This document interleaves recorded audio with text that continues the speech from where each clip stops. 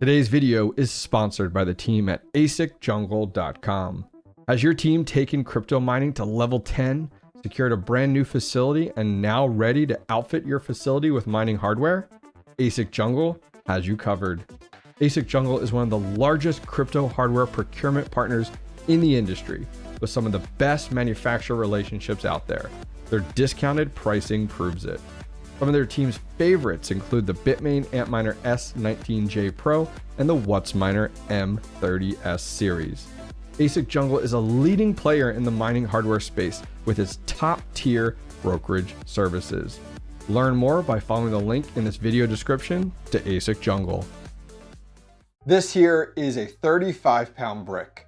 It cost me $3. This here is a 35-pound brick as well, but it cost $1,200. I was wrong about the Heatbit. Do not buy one.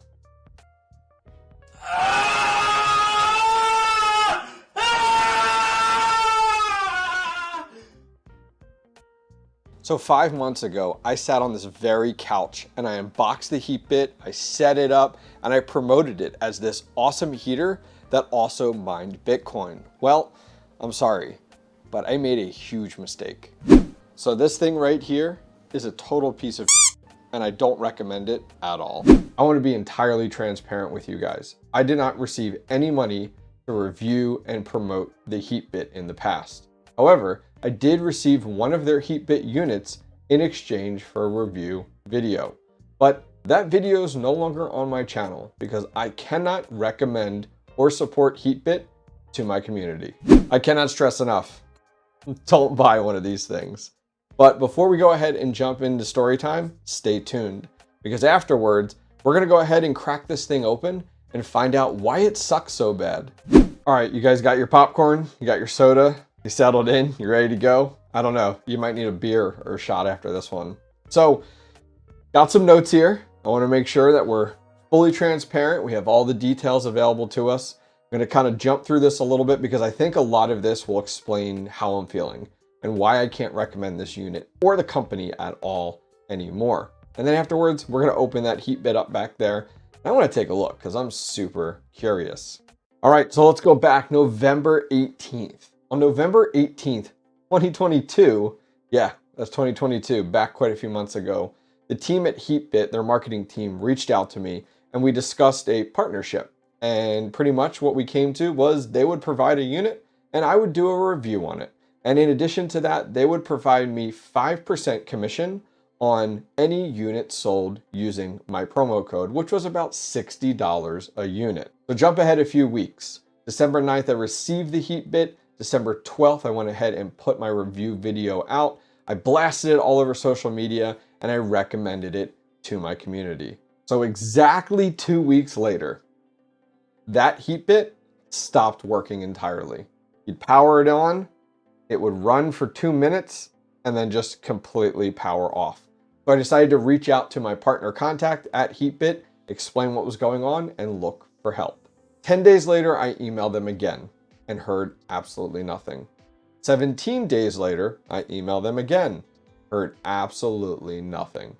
At that point, I was a little concerned. So I reached out to them at day 20 and said, hey, can you go ahead and pay out my commission? I'm kind of concerned. I haven't heard anything. And guess what? I heard nothing. 27 days later, I emailed them because I was like, this is crazy. Not only did I have a problem, but I had several community members reach out to me and be like, hey, hobbyist, saw your video. I bought one of the Heatbits. I'm experiencing this problem. Similar to mine or a little bit different. And I was like, you gotta be kidding me. So I reached back out to them and said, I need answers on day 27. So on day 30 of not mining with the unit, with not heating my basement with the unit, I still had heard nothing. I heard nothing about my frustrating email. I heard nothing about the commission. And then I suddenly got an email back and it was from someone totally different and said, hey, sorry about this. We had a software bug. Provide us your account information and we'll go ahead and get it fixed. So I gave them on that day 30 my account information, just my username, whatever, so they could apply the software fix. Well, 10 days later, hadn't heard anything. and it was still not working at day 40. So on day 43, I decided to open a support ticket. And maybe I should have done that originally, but I thought my partner contact would at least point me in the right direction, get me a hold of an engineer, and get things addressed. Well, I worked with their support for 11 days, putting us at day 52. And finally, I just said, guys, can we just replace this unit? Like, this isn't happening. We're on day 52.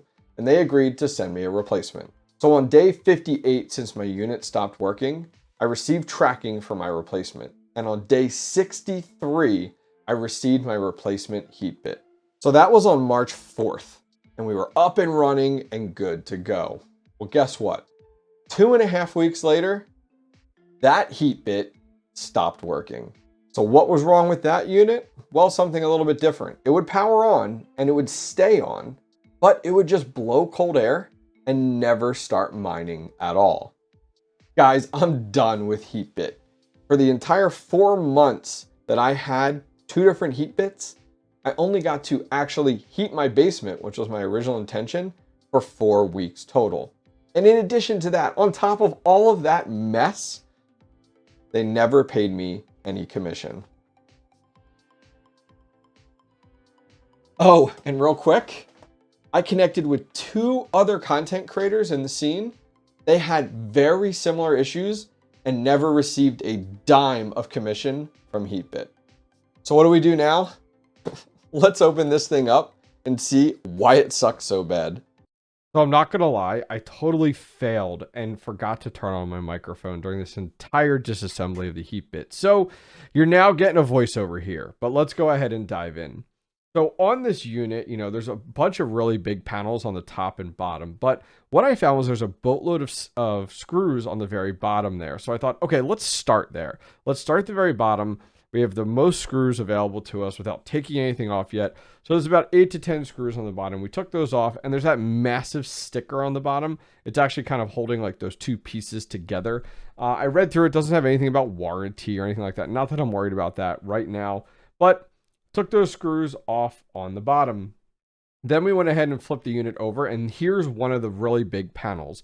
And so we went ahead and took off, there's little stickers covering up all the screws from like a nice aesthetically pleasing look to it. I get it. This thing's supposed to sit in a corner of a room and look like it belongs. So I went ahead and took the stickers off, really sucked. My fingernails, like I just cut my fingernails, so it sucked trying to peel these things off. And then there was about, 8 to 10 screws on each panel. The nice thing was that all the screws were Phillips head, and they were all the exact same size. It's like they used one set of screws through the entire kit, so that made this extremely easier. Now, once that was off, we could go ahead and take off the panel, and here is our first look inside the Heatbit. What in the world is inside of here? Now, taking a look at the panel, at the very bottom there, they have the intake. That's that grill at the bottom, and that's kind of how that works. So the intake comes through, flows through the unit, and then hits kind of like the acoustic foam here, and does a pretty good job of keeping it quiet based off of, using it.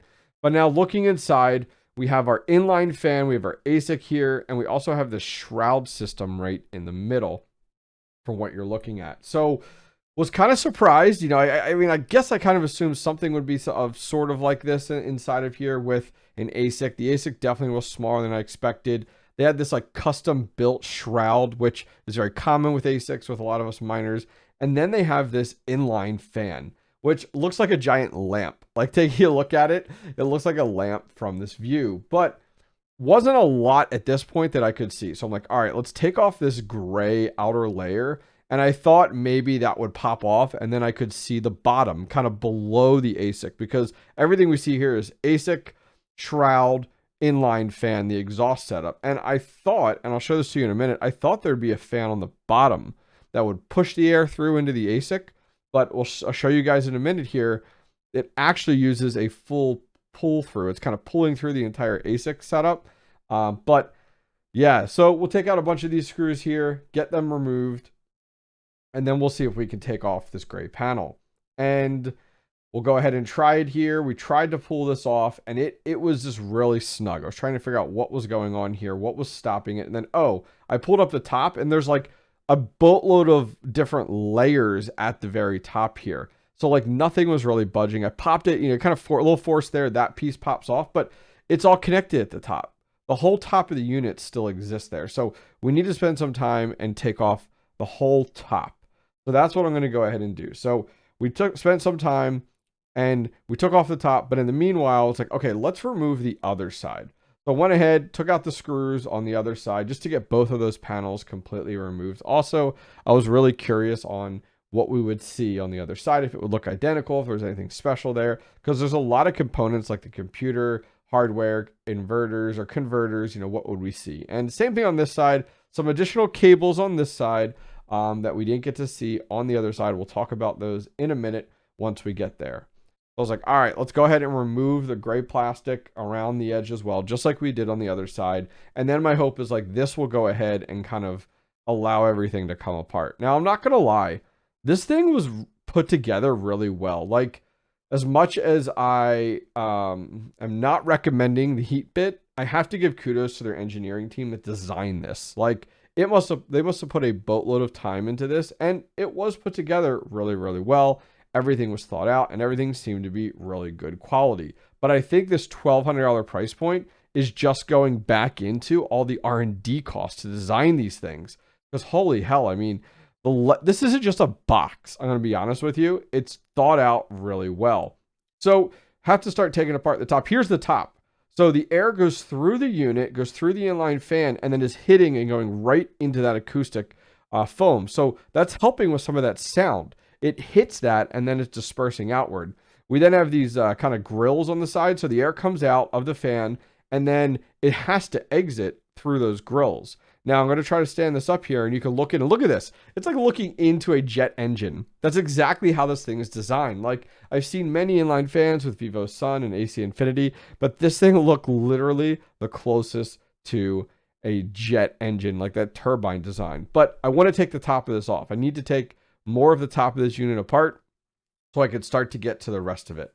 So I went ahead and did it. Look at all those screws. So many screws. This is ridiculous. I'm saying 50 to 60 screws at this point, but take a look at the plastic. So here's kind of the top. That was what holds kind of that in place. Here are the two additional pieces as well that have to do with that exhaust. This is one of those gray pieces on the one left side. And then I just couldn't believe how many of these individual plastic pieces, like the amount of time, energy, and money that went into the molds must have been pretty crazy. Like that was one thing as I'm taking this apart, as I said, that I really couldn't believe of just how much was put into this. So let's open this up. Let's crack it open. Let's take a look under the hood here and we can kind of get a full view. So folding it over here, that sticker was kind of holding it in place that I showed you on the bottom. So what I need to do is I need to get this flipped over and then there's a power button cable that's right there, that black cable that's kind of holding it in place. So that I went ahead and disconnected and that allowed us to open everything up. So we can kind of see from like the ASIC and above here, we get a better view of the inline fan. And now we can start to kind of take these pieces out. So the inline fan just popped out there. There's the intake side of that inline fan. I don't know if this is custom built for the Heatbit or if this is a different branded unit, but I didn't see anything on the unit that suggested a brand, but that doesn't mean anything, differently at all here. So there's a cable going directly into the inline fan. So the inline fan must literally just have one speed. Like there's no speed control or anything.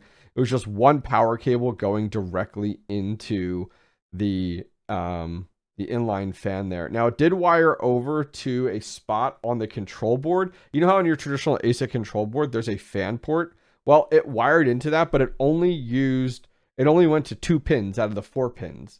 So I thought that was a little bit odd. It was real skinny, like smaller cable there, but that at least, I guess, gave the control board some type of readout that the fan was running and what speed that was at, is my guess there.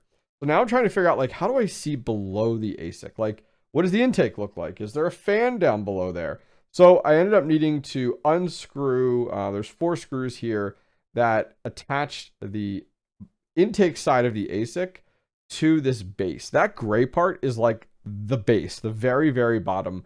And that's where kind of the brain is and where everything else existed in this Heatbit was below it actually in there. But this also was the same area that I believe all the issues that I've had with the Heatbit existed, because the ASIC's just a miner. It just does exactly what you tell it. Now, something I noticed as I was taking this apart, there's an Ethernet cable going into the ASIC. Well, there's no Ethernet port on the outside of it. So the ASIC and whatever computer is down below here talk to each other via the Ethernet port, which I thought was really interesting. So there must have been some type of custom firmware on the ASIC is the only thing I could think about.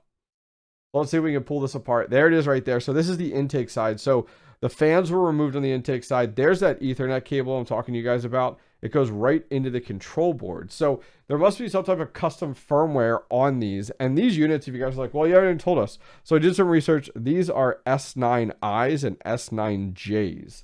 They do about 14 terahash at 1300 watts. Now, there was some customization here. The power supply was mounted directly to the bottom of the ASIC. That's those white and black cables that you see. And look, here's the bottom. And it's kind of covered still. We still have another layer of plastic to go through to figure it out. And that power supply really intrigued me. Just kind of like how they mounted the power supply. And if you look down in there, you can see all the PCI cables come out of it. But that power supply, that white and black cable, they're running into some of these other components to like power these other components. So it's not just powering the ASIC, it's also powering a bunch of other things. And there's this one like cable that kind of all the power, you see all the power from the power supply, it powers the PCI cables, and then it goes into this plug. And that powers a whole bunch of different other things. It powers the inline fan there. It gives power to it. You'll see it in a minute here. It's not a Raspberry Pi. It uses something a little bit different, but within that same family of IoT devices. I was very intrigued by that Ethernet cable, because like how the computer and the control board talk to each other, I was really curious on that. So there's a cover here that this is the last cover. 4 screws that get us to see exactly like under the hood. We get to see all the horsepower, like what really is driving this unit.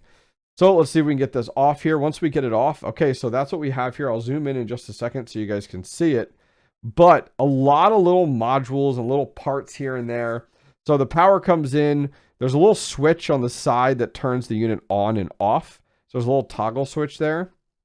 And that's what I'm kind of pulling on right there, is that kind of power cable that comes in right next to it. Let's zoom in here a little bit more. Some of you guys are going to know exactly what you're looking at. I really didn't know everything that I was looking at right here. I know there was a lot of things in here that were converting power or taking down power. Now, keep in mind, this plugs right into your traditional wall outlet. So a 110, nothing special. You can run it off a traditional 15 amp. But it does use 1300 watts. So you have to keep that in mind. Now, in addition here, I'm just kind of poking around, taking a look. That right there is not a Raspberry Pi. I believe it's called a Raspberry Orange. Maybe you guys are going to know better than I do. It's very, very small. And that's kind of your brains of everything right there. And then there was a little SD card, which I would believe would be more your image for this. And then there is also a little wireless dongle there. You can see at the very bottom near that white stuff there. That was some type of like putty or whatever. But the wireless dongle there, because this unit's fully wireless. But it also has Bluetooth enabled on it. So it's wireless and Bluetooth. So that's what that unit is at the very bottom. And that's really it. There's nothing else to it. I thought you would see like a Raspberry Pi or even a little mini PC in the very, very bottom. That's kind of what my expectations were. But in this area here, this area is where this unit has failed so much. You know, it's not the hardware. It's not the ASIC. It's not the inline fan. Like, that worked awesome. The sound of the unit was always super quiet when I used it. It was this area. It was the software. It was whatever they used to drive this. Like, oh my gosh. Like, they definitely need to, I hate to say it, but fire your guy that designed the bottom half of this unit and have it redesigned from the ground up. You got to. I mean, it's just crazy to me. So in there, you can see some of the hash boards that you saw in there for the, I guess it's the S9I or the S9J is kind of what we're looking at there. We'll zoom back out here a minute. Take a little closer look at this. I was curious of more details on this because like the chassis, the outside of the ASIC was like brand spanking new. But of course the hash boards and stuff like that really looked well loved and worn. And I actually found something in here. When I'm looking inside here, between these heat sinks, there's actually a cable running in there.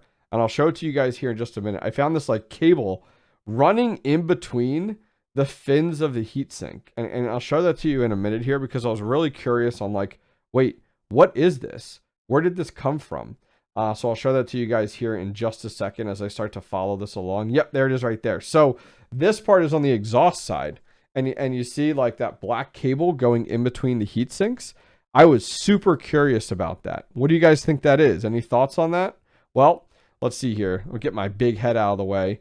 And I start to talk about it here. And I'm going to go ahead. So I'm like, So my first thought is like a temperature probe, which would make sense, you know, because there's the way this was connected. I really don't know the details from this like raspberry orange or whatever to the ASIC is through that Ethernet cord.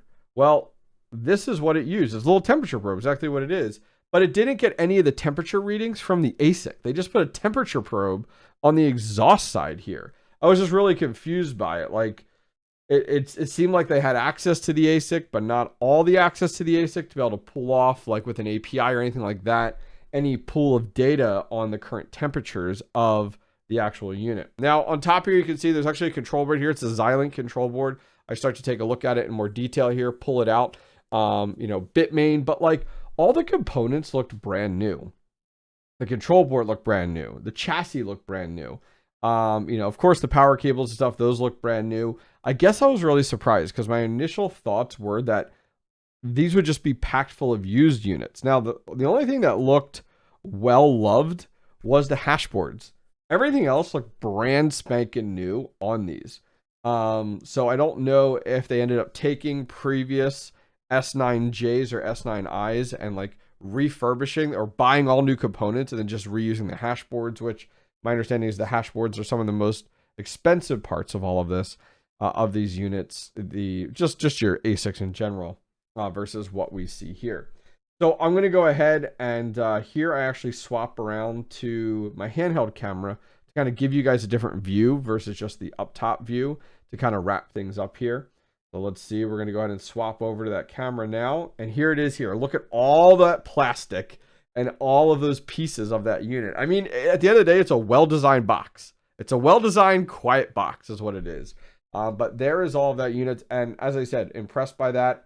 All your PCI cables you can see there that are going into the unit. It looks like 3 PCI cables running from the power supply, which is kind of attached to the bottom. And then I thought this was kind of weird. Like, why am I seeing like this was like coming off of the unit? It was really odd. Like, that doesn't look too safe and too stable there. But I was also commenting here on just how new everything looked inside the unit, except for those hash boards. Just how well intact that worked and looked good. Here's a closer look at the hardware on the very, very bottom. Love to hear from you guys in the comments on more details on what we're looking at there and exactly what's going on. Boatload of screws, as I said. Either way, so glad I got a chance to open this up because I was super, super curious on exactly what we're looking at and what was $1,200. And honestly, $1,200 was the R&D on this unit. All right, so the Heatbit, man, if you guys stayed this long through this whole video, through all the complaining, through that massive story time, and then taking this sucker apart, which was a lot of fun to do, regardless of all my frustrations, you guys rock. Well, on that note, I cannot recommend their Heatbit. Do not buy this thing. It is not worth it. It is not worth the headaches. It does not work the way you would expect. Today's video is sponsored by Crypto.com. As a home crypto miner, it is crucial to have your cryptocurrency at your fingertips, and the Crypto.com app can help. Being able to send and receive cryptocurrency quickly, easily, and on the go is a must-have in 2023. The Crypto.com app allows you to utilize your cell phone as a gateway into the crypto world, no matter where you are.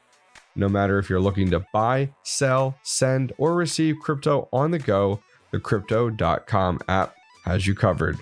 If you're looking to liquidate your mined crypto often, you can set your GPU mining rigs and ASIC miners to mine directly to your Crypto.com wallet.